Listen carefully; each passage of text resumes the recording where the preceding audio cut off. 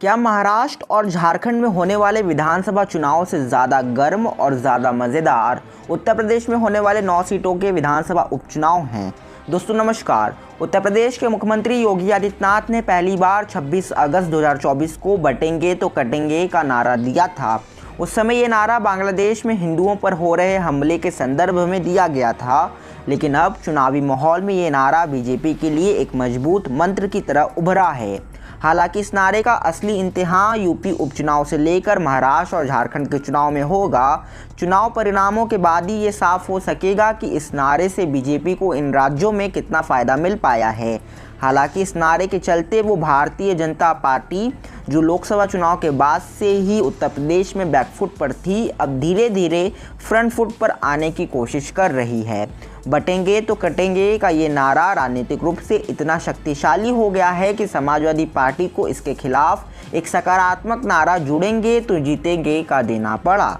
भारत की राजनीति में नारे का बहुत महत्व है। चुनावी अभियान के दौरान इस्तेमाल किए जाने वाले नारे से पूरा चुनाव माहौल बदल जाता है। यही कारण है कि समाजवादी पार्टी ने बिना देर किए भारतीय जनता पार्टी के नकारात्मक चुनावी नारे के खिलाफ अपने सकारात्मक चुनावी नारे को पेश कर दिया।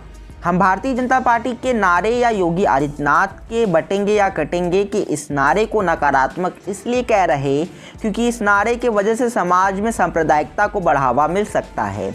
और योगी आदित्यनाथ का ये नारा बिल्कुल वैसा ही है जैसा 2022 के विधानसभा चुनाव के दौरान 80 बनाम 20% चुनाव वाला नारा योगी जी ने दिया था।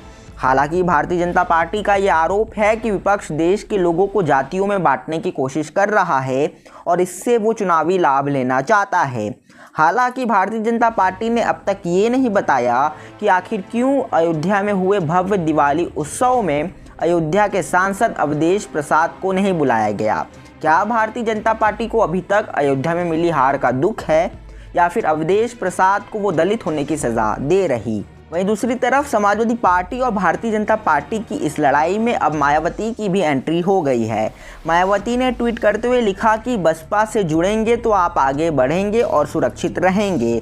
उन्होंने ये भी दावा किया कि बसपा के उपचुनाव में उतरने के फैसले से सपा और बीजेपी की चिंताएं बढ़ गई हैं। इन्हीं तेवरों के बीच उत्तर प्रदेश में होने वाले विधानसभा उपचुनाव महाराष्ट्र और झारखंड के विधानसभा चुनाव से भी ज़्यादा मज़ेदार बनते जा रहे, जिस पर क्या है आपकी राय कमेंट करके बताएं। और वीडियो अच्छा लगा तो लाइक करके चैनल को सब्सक्राइब कर लें और बने रहे हमारे साथ। मिलते हैं अगले वीडियो में। धन्यवाद।